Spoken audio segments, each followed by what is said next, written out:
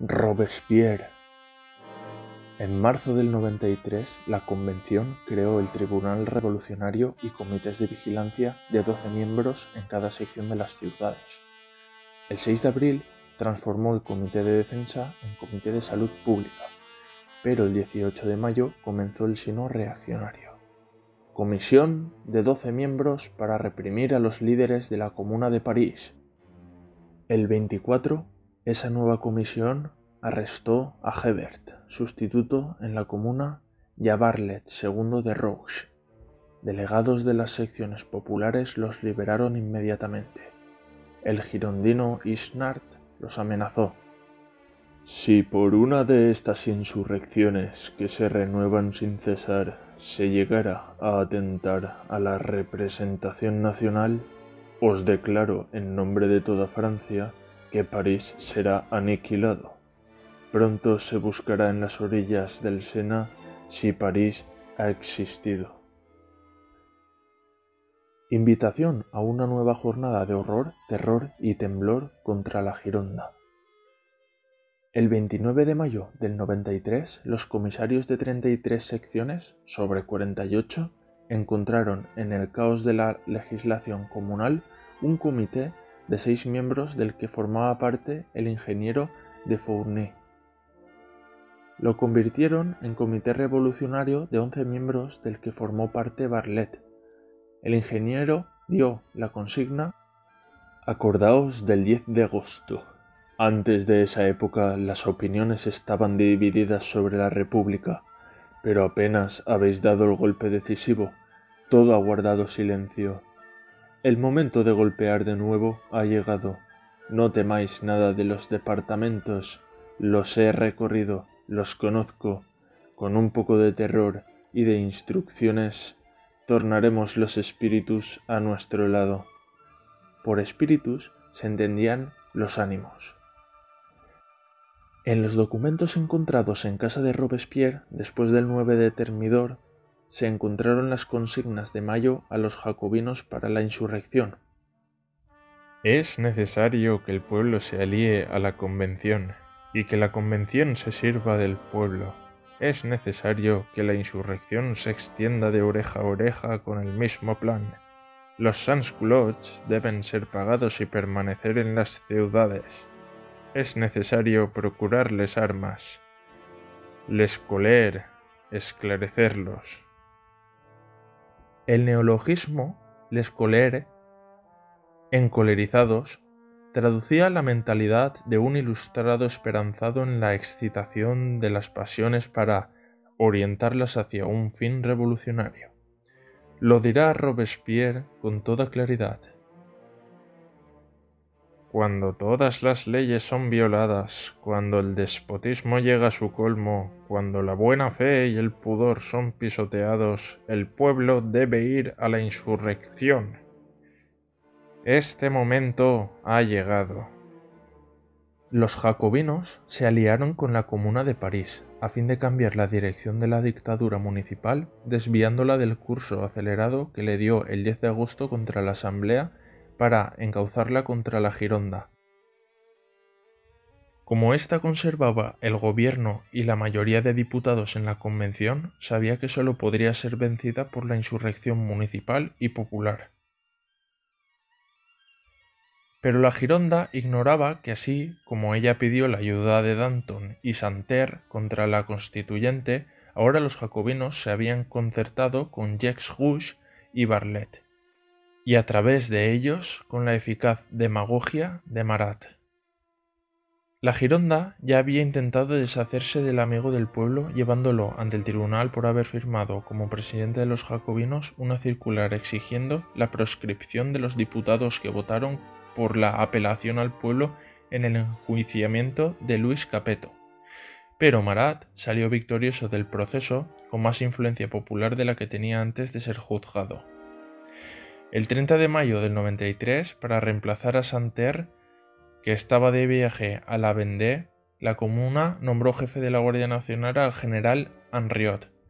A las 5 de la tarde del 31 sonó la campana que dio la señal de inicio a la insurrección popular. Los delegados pidieron el arresto de 22 diputados de la Gironda. La convención se opuso. Horas más tarde, la Comuna y el Comité Revolucionario llegaron al acuerdo de añadir al arresto la creación de una milicia revolucionaria, talleres, asilos y suministro de pan a 3 sous la libra. Pese a la ira manifiesta de Robespierre, la Plaine no le siguió. Su plan fracasó, pero el odio popular a la Gironda aumentó con esta frustración. Al día siguiente, 1 de junio, una convención acosada echó a los lobos para calmar al Comité Revolucionario los cuerpos inocentes de los ministros girondinos Clavier, Lebrun y Roland. Ella avaló así la aniquilación física de la Gironda, la consumación del principio de confusión de lo público y lo privado, la sustitución de la libertad en el debate por la fuerza bruta de las pasiones de masa y la introducción de la categoría amigo-enemigo en tanto que criterio de determinación, en primer término, de la acción política directa. Criterios que sólo podían conducir a la guerra civil o al terror como instrumento institucional de la dictadura.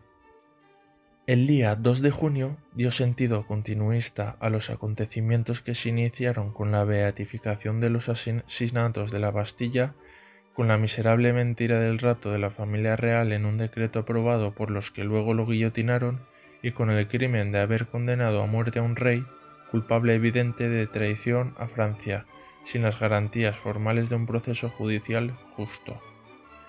Los hechos posteriores daban sentido a los anteriores sin ser sus consecuencias necesarias. La Revolución Popular adquirió su dinámica. El 2 de junio del 93 no representó innovación alguna en la acción directa de las masas populares. Lo mismo fue practicado y conducido a buen fin político en el 89. La gran novedad, llamada a tener éxitos prodigiosos en el siglo XX, consistió en ser la primera vez que el pueblo sacrificó su representación política, acabada de inventar como única posibilidad de democracia moderna, en aras de la dictadura de una facción totalitaria. En este sentido, también fue la primera versión de la moderna servidumbre voluntaria a los dictadores. Michelet consideró que ahí, en la reacción del 2 de junio contra la libertad de representación, estaban contenidos Fructidor y Brumario, es decir, Napoleón. Lo que no pudo suponer es que también fuera germen de todas las dictaduras imperiales o nacionales que humillarían y destrozarían hasta en la humanidad misma a la civilización europea con los estados totalitarios del XX y a la representación política de la sociedad civil con los estados de partidos. Los encolerizados, los nuevos sans-culottes, tenían motivos para su cólera enragée. Sin ocuparse bien de la guerra exterior, de la interior, Vendée y de la economía, la Convención había dotado a la dictadura municipal de un arsenal de decretos represivos de las libertades que ahora vendría como un guante a la dictadura nacional del jacobismo, convertido por Robespierre en espíritu y acción de partido totalitario. La liquidación de la Gironda fue el primer paso en el camino que le llevaría consecuente e inexorablemente, por la fuerza de las cosas, como diría meses después Saint-Just, al exterminio físico de todos sus adversarios, estuvieran a su izquierda, a los que llamó los ultracordeliers y hebertistas, o a su derecha, a la que bautizó de Citra, ilustrados y dantonistas, y a la quiebra moral de la nación francesa, como se puso de manifiesto después de Thermidor, con la total corrupción social y política bajo el Directorio. El día 2 de junio del 93, una masa de 80.000 hombres, 150 cañones y la Guardia Nacional bajo el mando de la mentalidad de masa de Henriot bloqueó la sede de la Convención en las Tullerías. Los diputados intentaron escapar, los soldados los hicieron retroceder bajo gritos amenazadores. «¡Queremos a los traidores! ¡A la guillotina a los brisotinos! ¡Volved a vuestro cubil!». Marat apareció al frente de un grupo armado. Henriot ordenó cargar los cañones a la vez que preguntaba al presidente de la Convención, Hérault de Seychelles, si estaba presto a entregarle los culpables. Memorias de Levasseur. Nosotros, miembros de la montaña, no podíamos ver sin dolor los esfuerzos de insurrección popular contra el solo cuerpo constituido que podía salvar la patria. Nadie pidió la palabra, ninguna deliberación tuvo lugar. La convención capituló y entregó cobardemente 29 diputados girondinos a la sed de sangre que institucionalizó el terror. Al permitir el asesinato de los girondinos, la montaña se despeñó moral y políticamente. La Gironda estaba poco extendida en París y bastante arraigada en los departamentos. La noticia del 2 de junio provocó movimientos defensivos en provincias con la bandera federalista que entonces no tenía significado estatal, sino el de federación de municipios y hermandades contra la tiranía de París.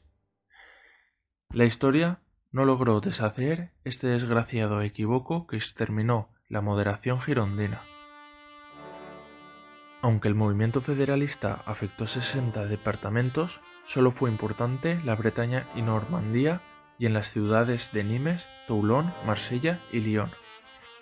La guerra civil en la Vendée y el Congreso de Valence para reagrupar los departamentos del mediodía y reprimir el federalismo fueron contrapuntos de valor patriótico a la aprobación el 24 de junio de la Constitución jacobina que introducía el sufragio universal y el derecho de insurrección contra los gobiernos que no respetaran los derechos del pueblo. Qué ironía anticipada al terrorismo institucional. El 4 de julio, Marat arremetió contra los falsos patriotas, los enragés, más peligrosos que los aristócratas y los monárquicos. A los 9 días fue apuñalado por Charlotte Corday. Complotar con su cabeza, la joven monarquista salió de Caen el día 12 y con el pretexto de entregarle informaciones sobre la situación en Lombardía, logró llegar hasta el baño de Marat. Allí mismo le asestó una cuchillada en el corazón. Ante sus jueces dirá: «He matado a un hombre para salvar 100.000». El 4 de agosto, la Constitución jacobina fue ratificada por 1.800.000 votos, 12.000 negativos, con 4 millones de abstenciones. Una constitución bien concebida, pero inaplicable sin una revolución política de sentido contrario a la concepción jacobina del poder y a la dictadura plebeya de la Comuna de París. Esa constitución más bien parecía la respuesta propagandística del jacobino a la ola nacional de protesta contra su política de represión de los girondinos en todas las provincias francesas, salvo en las angustiadas por la suerte adversa de la guerra en el norte y en el este. En ese momento comenzó a fraguarse la crisis moral del jacobinismo que le llevaría a una huida hacia ese tipo de extremismo moralista que anestesia el sentido de la realidad. La conciencia de la imposibilidad constitucional de la República se evidenció en la farsa del 10 de agosto, aniversario de la caída de la monarquía, celebrada ante los 5.000 delegados de toda Francia que llevaron a París el deseo de las provincias de la entrada en vigor de la nueva Constitución jacobina y la convocatoria de elecciones. Cerca de las ruinas de la Bastilla, el presidente de la Convención, Herault de Seychelles, y 80 delegados bebieron en la fuente de la regeneración. En la Plaza de la Revolución pusieron fuego a una pirámide de coronas de donde salían 3.000 pájaros liberados. En Los Inválidos, la numerosa comitiva rodeó una montaña artificial con la estatua de Hércules popular aplastando la hidra de la reacción. Y en el Champ de Mars, en el altar de la patria, guardaron la Constitución en un arca, como Moisés. El día 12, llevada con solemnidad a la Convención, fue metida en un nicho del que no salió jamás. La ceremoniosa farsa no pudo disimular su espíritu tétrico de entierro. Después de decretar el 7 de agosto la pena de muerte a los hombres vestidos de mujer, a propuesta de Robespierre, y suprimir las academias, el día 8, a propuesta del obispo Gregory, la Convención recibió el 30 de agosto la demanda del cura Roger, portavoz de los delegados de secciones y federados, de que el terror sea puesto a la orden del día. Demanda que fue atendida con celeridad el 17 de septiembre con la más terrible y temible de todas las leyes penales concebidas hasta entonces por la humanidad: la ley de sospechosos. Lo eran todos los que no tuvieran certificados de civismo, los funcionarios suspendidos, los emigrados y parientes, los nobles, los denunciados por sus vecinos o sus criados. Los comités de vigilancia fueron encargados de confeccionar las listas de sospechosos en toda Francia. El temor a ser considerado sospechoso cambió drásticamente la conducta social y la conversación de los franceses, incluso en el interior de sus domicilios. A partir del siguiente día 21 se decretó la obligación para las mujeres de lucir fuera de sus casas la cocarde revolucionaria. Esta ley causó la ruina moral del jacobinismo y dio cobertura ética a la conspiración contra Robespierre, que estuvo fundada en el miedo a estar incluidos en su secreta lista de sospechosos. El día 5 de octubre, la Convención estableció el calendario revolucionario concebido por el matemático Rome. El año comenzaba el día de la fundación de la República, 22 de septiembre, y se dividía en 12 meses de 30 días, con 5 o 6 complementarios divididos en 3 jornadas festivas cada 10 días para reposo fraternizador. Los poéticos nombres de los meses seguían el curso de las estaciones y de los fenómenos de la naturaleza. El 30 de octubre, 21 diputados girondinos fueron condenados a muerte y guillotinados al día siguiente, entre ellos los primeros líderes de la Gironda famosos por su pragmatismo sin mañana, como el muñidor Brissot, o por su emocionante oratorio como Vergniaud, Gensonné y Snart. El día 8 de noviembre fue guillotinada Madame Roland. El día 10, su marido, dimitido y huido, se suicidó. Condorcet, escondido desde que fue acusado de criticar la constitución jacobina, escribió su Equise d'un tableau historique de progrès humains, antes de ser descubierto y puesto en prisión, donde murió, al parecer, de disentería. El día 11 de noviembre del 93 era guillotinado Bailly. Peor suerte corrieron sus compañeros escapados a la desbandada. Rebequí, ahogado en el puerto de Marsella. Pétion y Buzot, disfrazados de campesinos, destrozados y casi devorados por los lobos en una landa de Saint-Emilion.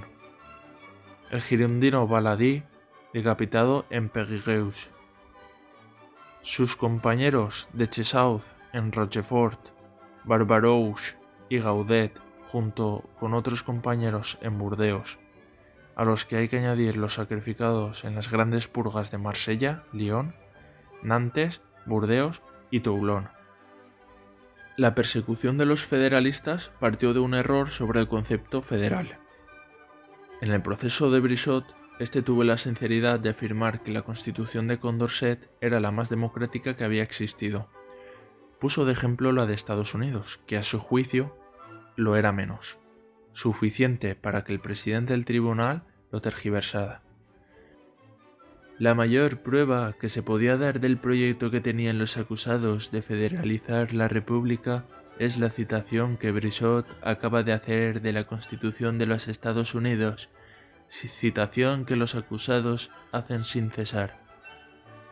La falsedad de esta acusación la denunció Buzot en sus memorias. ¿Por qué aberración se ha podido acusar a la vez a los girondinos de monarquismo y federalismo? Estas dos palabras son bien extrañadas de encontrarse juntas. La historiadora de la Revolución Francesa, Mona Ozouf, Dictionnaire critique de la Révolution Française, página 87, ha recordado que la posición de Buzot era exactamente la misma que la del extremista Billaud-Varenne. Cuando a fines del 91, después de Varennes, este pidió para los 83 departamentos un poder sancionador que no permitiera dar fuerza de ley a ningún decreto sin la aprobación de las 3/4 partes de ellos. Durante el mes de noviembre del 93 se concretó en decretos sucesivos el proceso mal llamado de descristianización en lugar de descatolización, comenzado con el nuevo calendario. Sustitución de las fiestas religiosas por las cívicas. Autorización de los municipios para que suprimiesen las instituciones religiosas. Cierre de las iglesias. El obispo de París, Gobel, cometió el acto de apostasía de depositar su anillo y su cruz en la convención. Robespierre se pronunció por la libertad de culto, pero pidió a los jacobinos la vigilancia del clero y del despojo de las iglesias.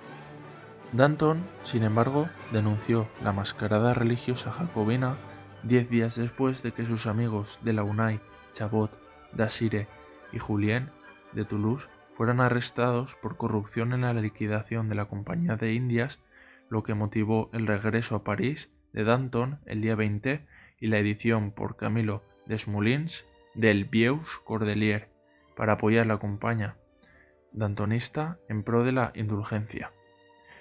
La suerte del simpático periodista estuvo unida a la de Danton hasta la muerte de ambos en la guillotina. El año terminó con un discurso táctico de Robespierre. El 25 de diciembre, contra la campaña de los indulgentes dantonistas, en el que situó a los jacobinos en el término medio aristotélico, pero sin moderantismo entre los citras indulgentes y los ultras radicales, identificados aquellos con Danton y estos con Herbert. Todos comprendieron que esos eran los dos objetivos de la guerra de la libertad emprendida por la revolución contra sus enemigos. Era lógico que después de la sistemática depuración, más bien eliminación, de la Gironda, situada en el lado conservador de las conquistas políticas del 91, el partido jacobino creyera que su deseo de representar el término medio, lo que en el siglo XX se denominó partido de centro, le obligaba a equilibrar la situación y el momento, disminuyendo o controlando el extremismo de la izquierda de los Cordeliers, exaltada en la prensa y en las arengas de los que querían heredar el prestigio popular de Marat. Uno de ellos, Hebert, que hasta el asesinato del amigo del pueblo había puesto su demagogia social y militar al servicio de su ambición de ser ministro, consiguió que su periódico Le Pere Duchesne llegara incluso a tener más influencia en las clases bajas y en los cuarteles que l'Ami du Peuple. Su redactor, Hebert, había logrado un puesto en el Consejo General de la Comuna después de la insurrección del 10 de agosto y ser designado sustituto de la Chaumette en el cargo de síndico de la misma. Desde esa posición nunca se identificó con los enragés. En las agitaciones parisinas de 25 y 26 de junio por la crisis del jabón, se distanció de Jacques Rouge, que el día anterior había sido expulsado de la convención por sus amenazadoras palabras. Le Pere Duchesne calificó a los sans-culottes de marqueses disfrazados de carboneros y peluqueros. Un oficio convertido en un signo de la reacción desde que la supresión de las pelucas los llevó a ser sospechosos de monarquismo, como lo probaban los numerosos peluqueros que atizaban y rizaban la guerra de la Vendée. Hebert pedía el castigo de los girondinos escapados del 2 de junio, pero a la vez ridiculizaba a los enragés que atacaban a los minoristas de París para dejar a salvo los millonarios de Burdeos y Marsella. Cuando los sans-culottes pidieron una ley contra los acaparadores, Hebert se opuso alegando que estas cuestiones impedían a la Convención concentrar sus energías en su objetivo fundamental de hacer una nueva constitución. Esto dijo Collot d'Herbois: ¿habríais visto a Hebert pasear la llama de la verdad sobre la cabeza del cura hipócrita Rouge, exprimiendo su máscara como un limón impuro que cubría su cabeza? Pero la suerte política de Hebert cambió cuando, a causa del éxito del Pere Duchesne, buscó la influencia en el pueblo en lugar de un ministerio en el gobierno. Para mantenerla, tenía que erosionar sin descanso a la facción en el poder.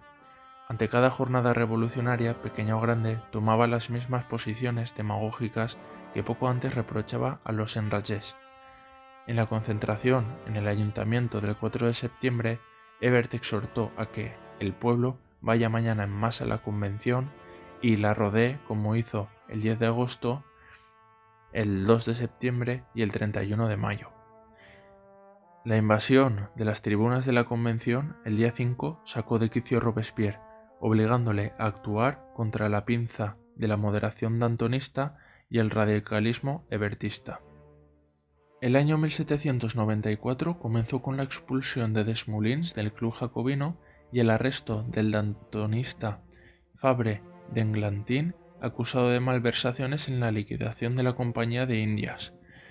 15 días después, 2 de febrero, la convención a propuesta de Danton acordó la puesta en libertad de los 2 detenidos más cercanos a las nuevas posiciones extremistas del Pere Duchesne, Rosine y Vincent, poderosos aliados de Hebert, y se mantuvo en prisión a Jacques Rouge, detenido el 5 de septiembre del 93, donde se suicidó el 10 de febrero del 94.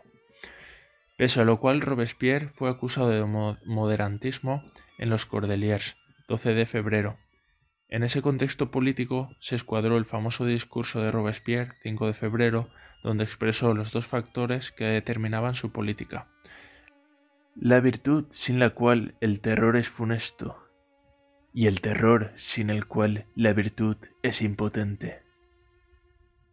La carestía y la escasez de abastecimientos propiciaban el extremismo de Hebert y de los Enragés, que llamaban a los jacobinos endormeus. Saint-Just propuso a la Convención en los últimos días de febrero un decreto ordenando el secuestro inmediato de todos los bienes de los sospechosos. La opulencia está en las manos de un gran número de enemigos de la revolución. Las necesidades ponen al pueblo en la dependencia de sus enemigos. Los que hacen la revolución a medias no hacen más que cavar su tumba. Los bienes de los conspiradores están ahí para los desdichados. Y después de fulminar a los indulgentes y de hacer apología del terror, anunció de modo sibilino las nuevas hornadas de cabezas maduras para ser sesgadas en la guillotina. La fuerza de las cosas nos conduce quizás a resultados que no habíamos pensado. 2 días después, un nuevo decreto ordenó repartir los bienes de los sospechosos entre los indigentes, haciendo 2 listas, la de los sospechosos que serían expropiados y la de los sansculottes que recibirían sus bienes. Ronsard llamó a la insurrección general en los Cordeliers y Hebert lo apoyó, pidiendo poner un crespón negro en la Declaración de Derechos. Una delegación jacobina, presidida por Caillot d'Herbois, se presentó en el Club Cordeliers para pedir explicaciones.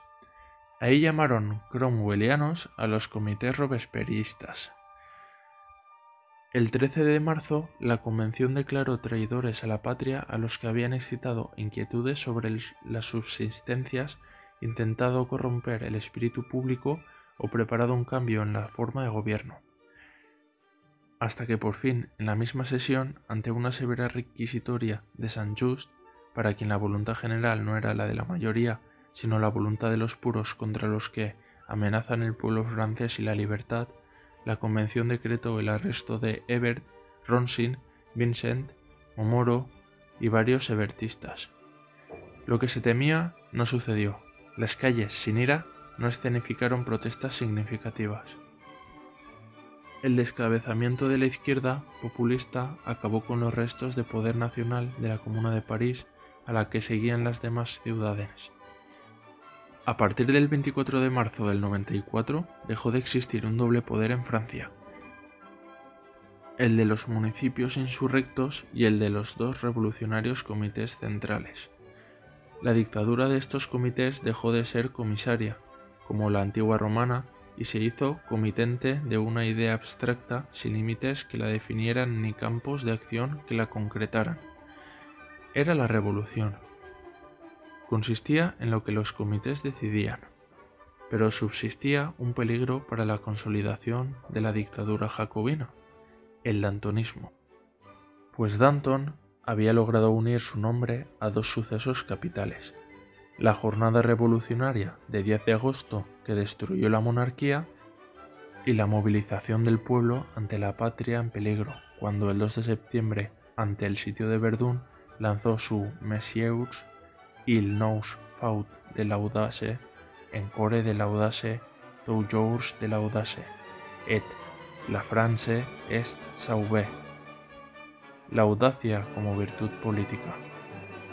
Como le sucede a todos los dictadores, Robespierre había confundido la necesidad de un centro de equilibrio en el gobierno que él ocupaba con la idea de un centro ideológico que estabilizara la nación personificada en el comité. Con esa finalidad, el 20 del 9 del 93 integró el Comité de Salud Pública con una derecha, Carnot, Lindet, Prieur de la Côte d'Or, una izquierda, Billaud de Varenne, Collot d'Herbois, un centro pragmático, Barère, y un centro radical, Robespierre, Couthon, Saint-Just. La creencia de que centrismo gubernamental era equivalente a centrismo nacional salió reforzada con la ausencia de reacción en el movimiento popular ante la decapitación de los sebertistas el 24 de marzo del 94. El nuevo comité se apresuró a licenciar la milicia revolucionaria y arrestar a Condorcet en el mismo día, 27 de marzo, como a procesar enseguida a los dantonistas, 2 de abril, y a Lavoisier, junto con 27 recaudadores generales, 8 de mayo. Como dijo el vicepresidente del tribunal, Coffenal, la República no tiene necesidad de químico ni de sabio. En la presidencia del tribunal, el robespierrista Herman, en la acusación, Fouquer de Tinville, los dantonistas fueron mezclados con diputados corruptos, Fabre, Basire, Hérault, acusados de complicidad con el enemigo. Robespierre y Saint-Just vigilaron el proceso, para asegurar la condena de Danton. El puntillismo legalista del acusador era un obstáculo para el asesinato legal del héroe de la patria, nada fácil de reducir al silencio. En el debate con Fouquier-Tinville parecía salir victorioso de las falsas acusaciones. El acusador interrumpió el proceso para pedir ayuda. Saint-Just le trajo un decreto para acabar el debate judicial, considerando confeso al imputado si éste evadía las respuestas o insultaba a la justicia. Danton, Desmoulins y los dantonistas fueron ejecutados el 5 de abril.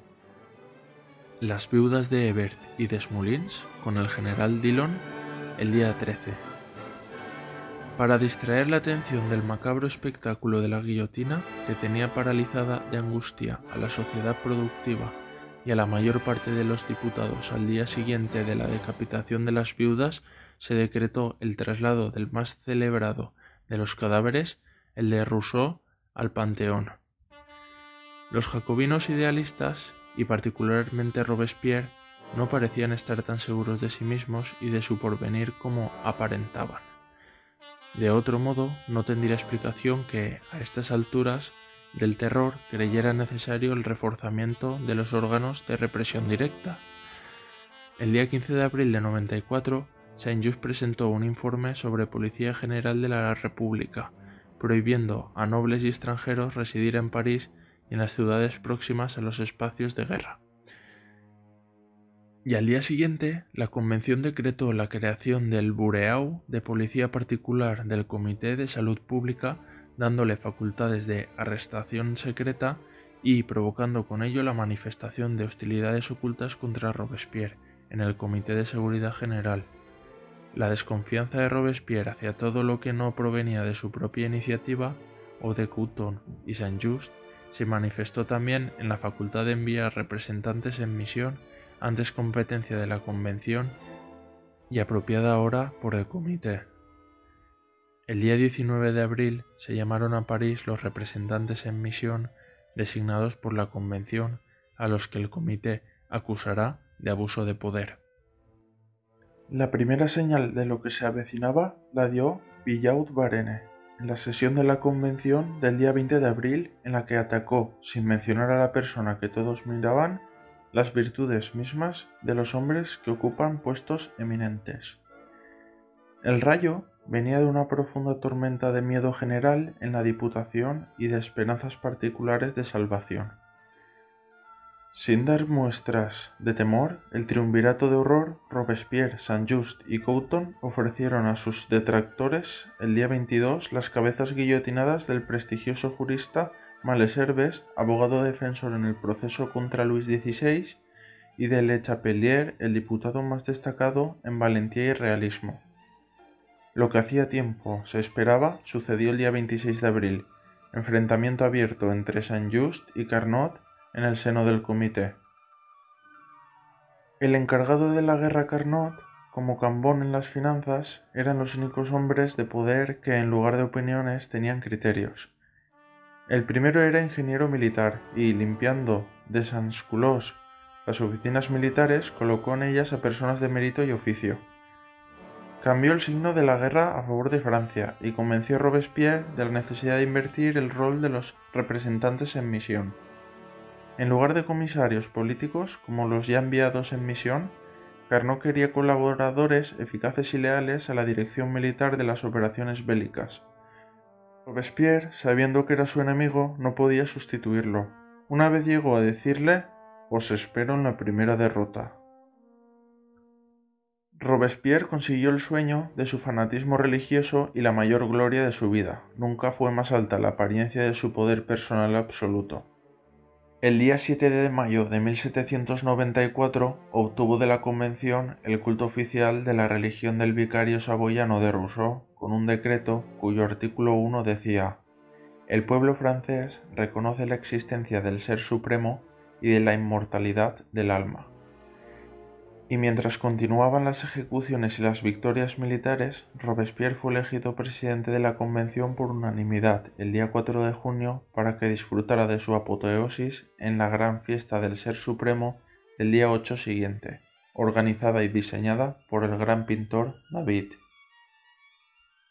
Comenzó a las 8 de la mañana en las Tullerías. Los ciudadanos portaban ramas de roble y los niños cestas de flores. Robespierre llegó a las 10 horas con su hábito azul. Acabado su sermón, los coros de la ópera entonaron el himno al Pere de l'Univers, Supreme Intelligence. La ceremonia terminó en el Camp de Mars con la vuelta tradicionalmente majestuosa a la montaña de cartón y el consabido abrazo francés de todos a todos. Siguiendo la línea de Saint-Just en materia de represión de los sospechosos de aristocracia mercantil, la Convención había decretado antes, el día 11 de mayo, a propuesta de Barère, la venta en subasta de sus bienes, creando un Fondo Nacional de Solidaridad para Indigentes. Y el día 22, en la onda de represión de la aristocracia política, fue arrestada la amante de Tallien, la española Teresa de Cabarrús, hija del banquero de Carabanchel, Madrid, marqués de Cabarrús. Esta medida, que parecía un hecho menor en las atrocidades del Gran Terror, sería la chispa que pondría en marcha el motor de la sublevación de los convencionales contra Robespierre que, de momento, se vio favorecido por las dos tentativas de asesinato contra Coyote d'Herbois por el monárquico Admirat el día 22 y contra el propio Robespierre por Cécile Renault el día 23 de mayo.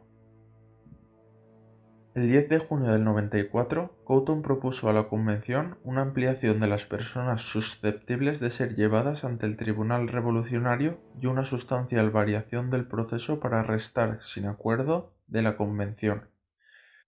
Este informe no había sido previamente presentado a ninguno de los dos comités, como era preceptivo. El recelo de que se estaba preparando otra cosecha de cabezas de diputados casi llegó a la certeza al pedir Robespierre la votación inmediata sin debate. Con muchas reticencias y sin que nadie osara requerir más informaciones sobre ese decreto que luego se llamó del Gran Terror, la Convención lo aprobó. Y un extraño asunto crispó el temor de los diputados. El día 15 de junio, una mujer, Catherine Theot, a quien Robespierre había favorecido, anunciaba la venida del nuevo Mesías. El miedo entre los representantes aumentaba por horas. Circulaban rumores de nuevos proscritos. Pese a la monografía de Fleischmann sobre Robespierre et les femmes, París 1909, permanecen en la sombra los motivos de que las relaciones con Catherine Theot y sobre todo con Mai Duplay, la hija del tendero en cuyo domicilio de la Rue Saint-Honoré vivía la incorruptible, parezcan ligadas o concomitantes a los signos externos de un notable cambio de carácter del líder jacobino desde la fiesta del Ser Supremo. Lo que se percibe en la conducta de Robespierre desde que fue elegido presidente de la Convención por unanimidad es una especie de desprecio o apatía hacia los inminentes peligros que se cernían sobre su cabeza. Pero lo que sería explicable en el talante olímpico de Danton, retirado al campo cuanto más necesaria era su presencia en París para movilizar a sus numerosos partidarios y preparar su defensa ante el Tribunal de la Salud Pública contra la acusación de complicidad en la corrupción de sus amigos, no era concebible en el espíritu ordenado, previsor y trabajador, con agenda diario de un Robespierre disciplinado por su sentido religioso del deber y su ambición depuradora de ideas y personas. El virtuoso de la sospecha sistemática parecía abandonarse a su creencia de que la realidad era una mentira inevitable sobre la verdad.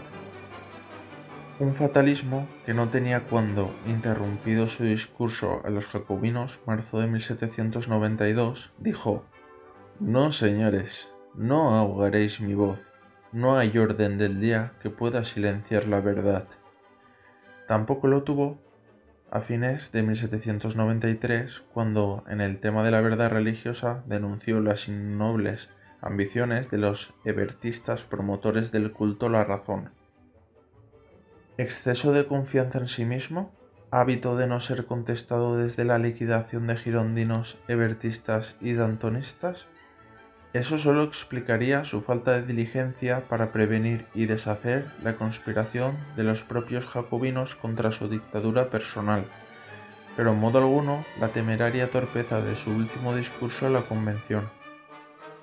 Repentino abandono en el regazo místico de la verdad de su acción y de su ambición de gloria impersonal de la nación, serenidad de ánimo comunicada por su apoteósico triunfo en la fiesta del Ser Supremo, las explicaciones psicológicas caen derrumbadas por las conductas. 2 días después de la gran fiesta religiosa, Robespierre y su fiel Couthon preparan el nuevo escenario del Gran Terror, con la ley de reforma del proceso ante el Tribunal Revolucionario que suprimía pruebas y posibilidad de defensa. O sea, aumento de la represión terrorífica cuando el ejército de Jourdan, a punto de ganar la batalla de Flers, 26 de junio, liberadora de enemigos exteriores en territorio francés, eliminaba la última justificación del terror. 2 torpezas, la del último discurso de Robespierre y la del decreto del Gran Terror, que aseguraron el éxito de la conspiración temidoriana. Los violentos enfrentamientos en el Comité de Salud Pública se escuchaban por las ventanas del salón de sesiones abiertas al jardín de Menech en las Tullerías, donde se congregaba una multitud de inquietudes. Trasladadas a la calle, las acusaciones de dictador a Robespierre eran algo más que comidilla en todos los ambientes sociales y políticos de París. El 22 fracasó un intento de reconciliación entre los dos comités, el de seguridad y el de salud pública, en ausencia de Robespierre. Se había ido a pasar un día de campo con Mé Duplay, de la que se suponía amante, aunque este tipo de relación no estaba públicamente confirmado. Cuenta Barrère en sus memorias que Saint-Just propuso a los dos comités levantar una potencia dictatorial y que ese vigoroso poder fuera confiado a un hombre de genio, de fuerza, de patriotismo, de generosidad para aceptar ese empleo de la potencia pública.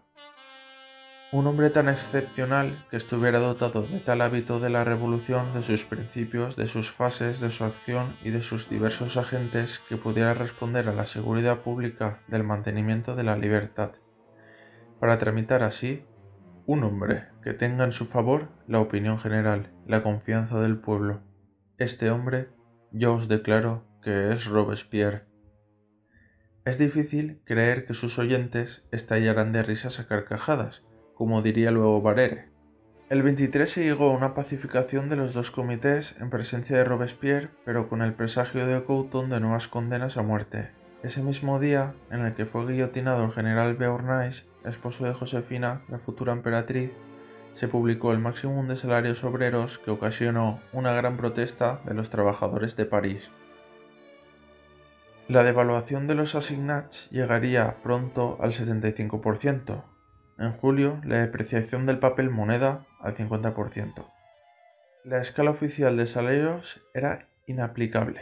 Los empleadores pagaban jornales muy superiores. Un carpintero de obra tenía en la tarifa un sueldo menor a la mitad del que cobraba. En las manufacturas de armas, los ajustadores lo vieron reducido a un tercio. En ese calamitoso estado de la economía, Barere se preguntaba si no sería mejor sangrar a los grandes comerciantes antes que matarlos. El Comité de Salud Pública proponía medidas drásticas para evitar la deserción de la mano de obra campesina ante la próxima cosecha. Solo existía en Francia un motivo de tranquilidad. Ninguna porción de su territorio estaba ya invadido por armadas extranjeras.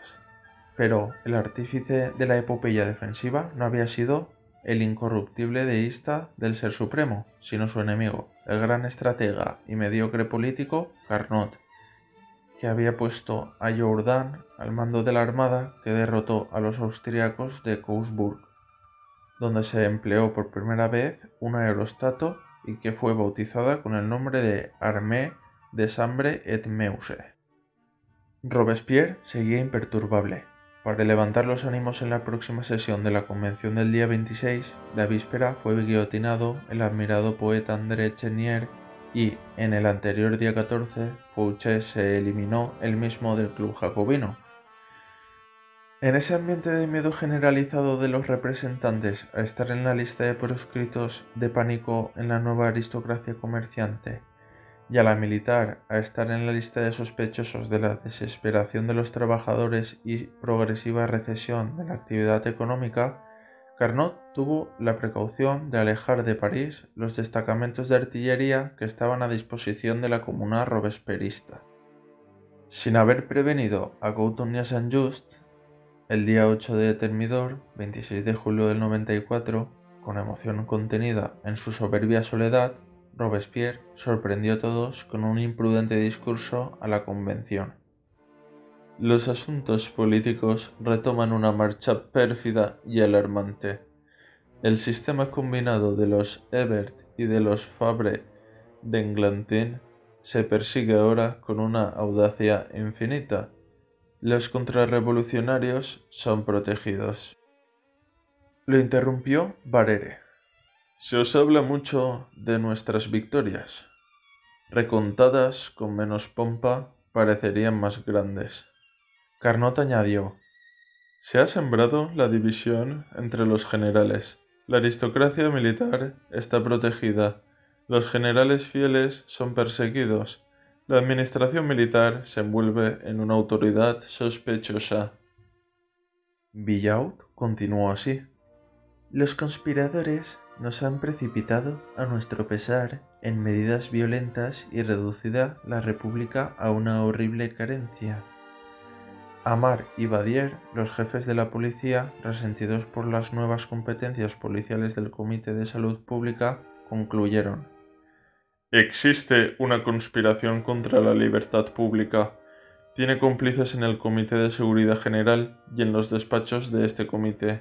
Castigar los traidores, renovar las oficinas del Comité de Seguridad General, depurar este comité, depurar el Comité de Salud Pública, aplastar las facciones. La conmoción colectiva fraguó en un bloque solidario a los miedos individuales. Todos exigían a Robespierre que diera los nombres de la lista de proscritos tanto en uno como en otro comité o en la convención, hasta que Charlier le increpó: cuando se presume de tener el coraje de la virtud, hay que tener el de la verdad. Nombrad a los que acusáis. Era la primera vez desde la liquidación de los dantonistas que Robespierre no era respetado ni al parecer temido. Ante la general y ruidosa insistencia en pedirle nombres, Robespierre solo acertó a decir que persistía en lo dicho. La convención rehusó votar sobre su discurso.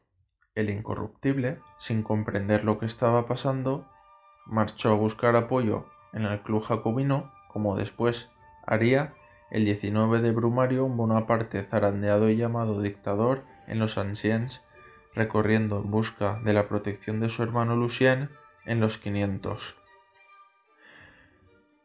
Durante la noche se organizó un plan para derrocar a Robespierre en la propia sesión de la convención del día siguiente. Los historiadores del XIX atribuyeron el papel de muñidor de la conspiración a un Taillén apremiado por Teresa Cabarrús para que la sacara de la prisión antes de la fecha cercana de su proceso ante el tribunal. Hoy se conoce mejor la preparación de aquel improvisado complot que debía asegurar para su éxito el arresto de Robespierre en la Convención y la pasividad de la Guardia Nacional a las órdenes de la Comuna robespierrista. Para ello era necesario la participación de la policía del Comité de Seguridad General y la orden de arresto del general Henriot, comandante de la Guardia Nacional.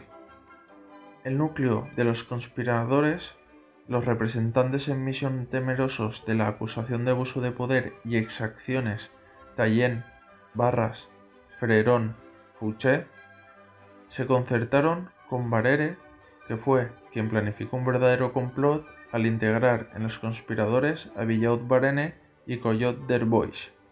Este último, presidente de la convención, podía retirar legalmente la palabra a Robespierre.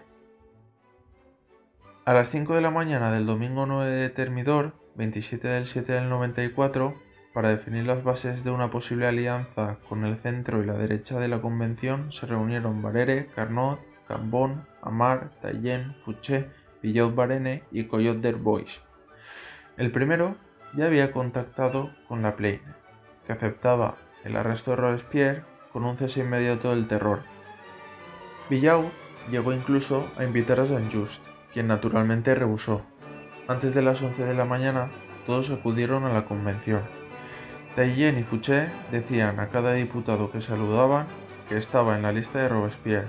Se ignora por qué Saint-Just no alertó a Robespierre. Se abrió la sesión a las 11, bajo la presidencia de Collot-d'Herbois, a las 12. Saint-Just intentó hablar. Taillén, cubriendo su voz, se lo impidió. Billaud entró el debate. Un abismo se abre bajo nuestros pasos.